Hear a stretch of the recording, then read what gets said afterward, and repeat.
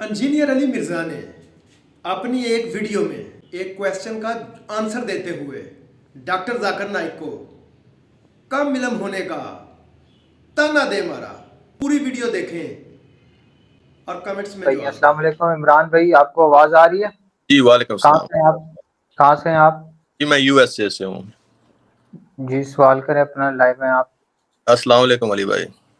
جی وعلیکم السلام ورحمۃ اللہ وبرکاتہ. جی عمران بھائی اپنا کوشچن کریں. اچھا علی بھائی، میں اصل میں بزنس میں ہوں ادھر یو ایس اے تقریباً پچھلے 15-20 سال سے. جی جی. تو میں الحمدللہ گولڈ کا میرا بزنس ہے، تو میں ایسی کوئی فگرینز کراس وغیرہ تو نہیں بیچتا. تو موسٹ ریسنٹلی مجھے یہ تھوڑا سا ایک پتہ چلا کہ جو گولڈ ہے، جس طرح آپ صلی اللہ علیہ وسلم نے فرمایا کہ میری امت کے مردوں کے لیے سونا اور سلک حرام ہے. جی ہاں. تو میرے 100% کسٹمر جو ہیں وہ نان مسلمز ہیں. ٹھیک ہے، تو اس صورت میں آپ کیا کہیں گے کہ ہم ذرا گولڈ بیچتے ہیں، ایک تو وہ نان مسلم ہے 100%، ان کے لیے کیا حکم ہے بیچنے کے بارے میں، کہ کیا میں یہ الاؤ ہے، ہم بیچ سکتے ہیں نان مسلم کو مردوں کو یا نہیں بیچ سکتے؟ اس پہ تھوڑا ڈاکٹر ذاکر نائک سے بات ہوئی تھی 2 ویک پہلے، تو انہوں نے فون کے اوپر جی سورہ مائدہ کی 2 آیات مجھے بتائی تھی. وہ ایک کہتے منٹ رک جائے، میں جو آپ سے پوچھ رہا ہوں مجھے پہلے تو جواب دیں. ڈاکٹر ذاکر نائک سے فون کے اوپر بات ہوئی تھی؟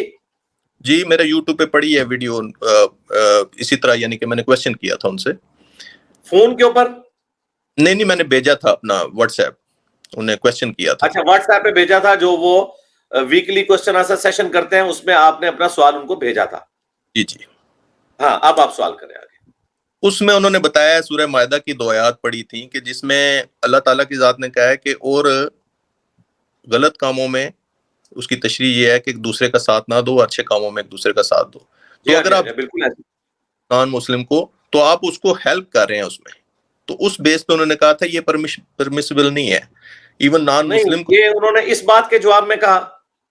ہاں جی، اسی کے بعد میں میرے پڑھی ہے انتہائی ویڈیو. نان سینس بات کی ہے جی، انتہائی نان سینس بات کی ہے، کیونکہ اگر اس ڈاکٹرن کو آپ مان لیں تو دنیا میں کوئی کام بھی نہیں آپ کر سکتے. اس سے تو دنیا کا پورا نظام درم بھرم ہو جائے گا. ایسے بالکل نہیں ہو سکتا. اس کے لیے میں آپ کو پھکی دیتا ہوں، اگر یہ اس طریقے سے ایکسٹراپولیٹ کریں گے چیزوں کو، کہ سورۃ المائدہ کی آیت نمبر 2 کو فٹ کریں گے، وَتَعَاوَنُوا عَلَى الْبِرِّ وَالتَّقْوَى وَلَا تَعَاوَنُوا عَلَى الْإِثْمِ وَالْعُدْوَانِ، نیکی اور پرہیزگاری کے کاموں میں ایک دوسرے کی مدد کرو اور برائی کے کاموں میں الگ رہو. تو اس کا مطلب تو بھائی یہ ہے کہ پھر اگر آپ نے امریکہ کے اندر دودھ اور دہی کی دکان کھولی ہوئی ہے نا، تو کوئی نان مسلم آپ سے دودھ اور دہی لینے کے لیے آتا ہے تو وہ آپ سے دودھ اور دہی لے کر چلا جائے، اور وہ دودھ استعمال کرنے کے بعد جو طاقت وہ گین کرے گا، اس طاقت کے ذریعے وہ جا کے کوئی بدکاری کر لیتا ہے، تو کیا آپ کے اوپر وبال ہوگا اس کا؟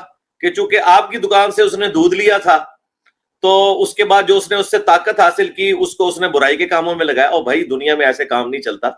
یہ پیورلی ایک بڑے ڈیفیکلٹ کوسچنز ہوتے ہیں، ان کو اس طریقے سے بلنٹلی آنسر کر دینا میں نہیں سمجھتا کہ ڈاکٹر ذاکر نائک نے اگر ایسے کہا ہے تو یقیناً یہ ان کی طرف سے بہت بڑا بلنڈر ہوا ہے، جیسا کہ آپ بتا رہے ہیں. اگر ایسا ہے جو آپ مبینہ طور پر اس طرح، تو میرے بھائی ایک شخص اگر کوئی نان مسلم ہے، اسلام کا دشمن ہے، وہ آپ سے کوئی دکان پہ چیز لینے کے لیے آئے تو آپ اس کو چیز نہیں دیں گے؟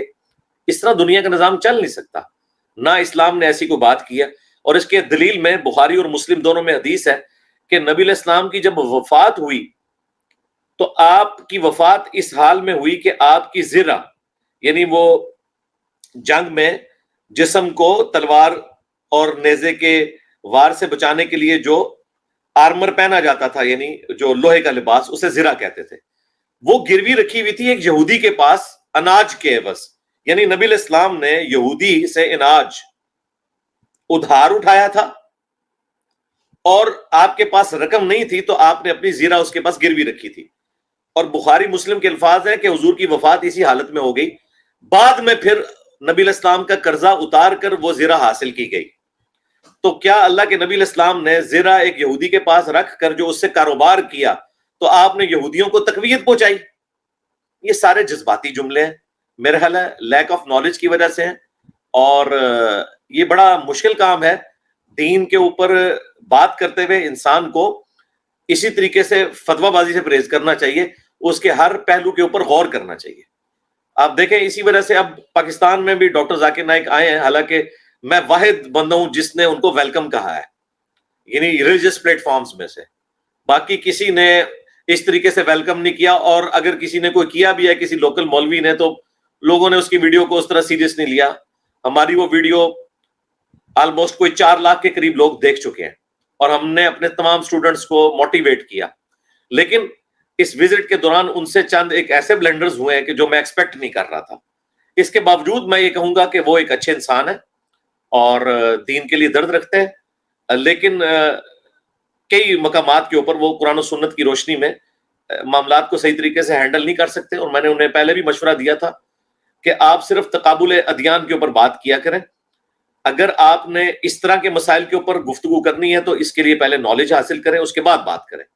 میں وہ مولویوں کی طرح نہیں ہوں کہ میں کہوں کہ تمہیں ڈگری حاصل کرو یا یہ کرو، لیکن ایٹ لیسٹ آپ کو اس ٹاپک کے اوپر سارا علم ہونا چاہیے، ہر اینگل سے اس کے اوپر آپ کو ریبٹل کرنا آنا چاہیے.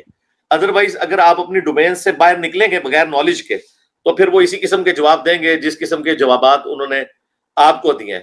کل کو تو انہوں نے پھر یہ بھی کہنا ہے کہ عمران صاحب آپ نے فلاں ایئر لائن میں بھی سفر نہیں کرنا، کیونکہ وہ ایئر لائن جو ہے اس کا ایک مالک یہودی ہے اور یہودی اسرائیل کو فنڈنگ کرتے ہیں. اس طرح اگر آپ کورالٹیز بنائیں نا تو اس طرح دین کا نظام نہیں چل سکتا. سب سے بڑی بات یہ ہے کہ انہیں تو آپ کو یہ مشورہ دینا چاہیے کہ آپ امریکہ میں بیٹھ کے کیا کر رہے ہیں. آپ امریکہ کو ٹیکس دے رہے ہیں، اس ٹیکس کے ذریعے $3.8 بلین ہر سال اسرائیل کو فنڈ کرتا ہے امریکہ، اور ہر وہ قرارداد جو اسرائیل کے اگینسٹ آتی ہے UN میں اسے ویٹو کرنے والا امریکہ ہے. تو میرے بھائی سب سے پہلے تو آپ کو امریکہ بھی چھوڑ دینا چاہیے اس اعتبار سے، کیونکہ آپ جو ہے وہ نیکی کے کام میں ان کی مدد نہیں کر رہے ہیں، برائی کے کام میں کر رہے ہیں.